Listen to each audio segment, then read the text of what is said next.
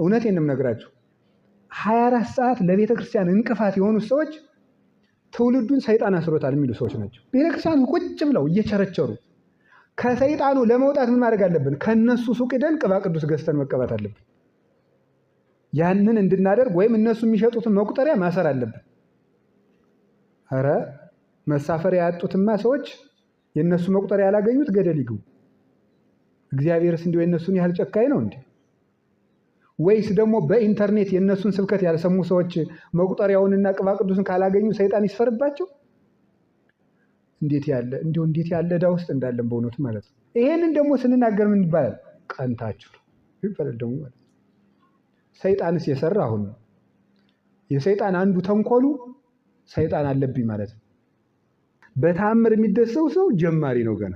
ያው ዛሬ ቅዱሳንን የሚሉት አንዳንዶቹ አሰሟቸው ሰይጣኑ አቃጠልከኝ ሲላቸው ገና አቃጥላለሁ እኔ የሥላሴ ባሪያ ይላሉ።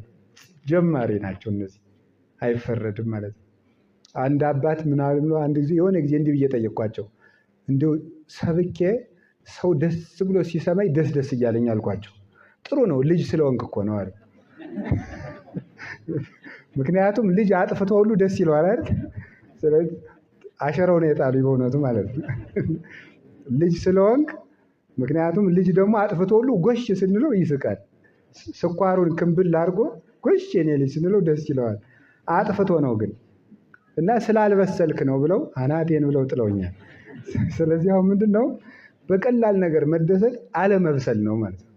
የኤፍራጥስ ወንዝ ደርቆ አሁን ሲባል በኢትዮጵያ ሲጨነቅ ነበር። በየቴሌቪዥኑ የኤፍራጥስ ወንዝ ደርቆ የኤፍራጥስ ወንዝ ደርቆ ከዛ ደግሞ አጋንንቱ ሲጮሁ ተሰምተው ረተው አጋንንቱ በካሜራ ተቀርጸው ማለት ነው።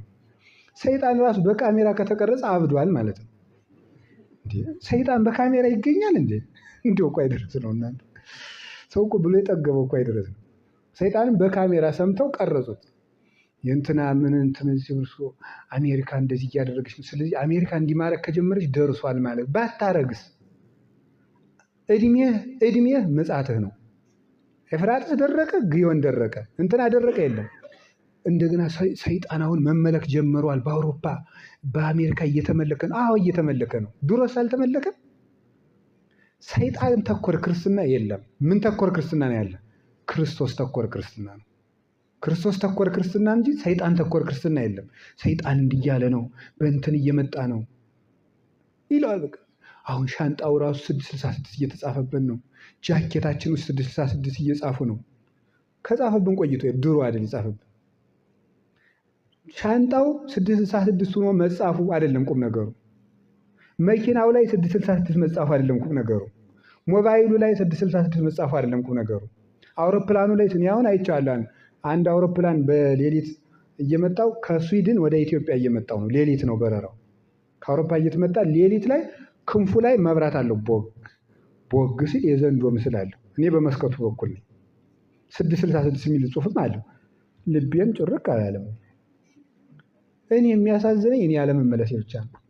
አውሮፕላኑ 666 የሚል ስለተጻፈበት ሳይሆን በእኔ ልብ የክርስቶስ ቅል አለማደሩና አለመስራቴ ብቻ ነው የሚያሳዝነኝ። እንትን ተጻፈበት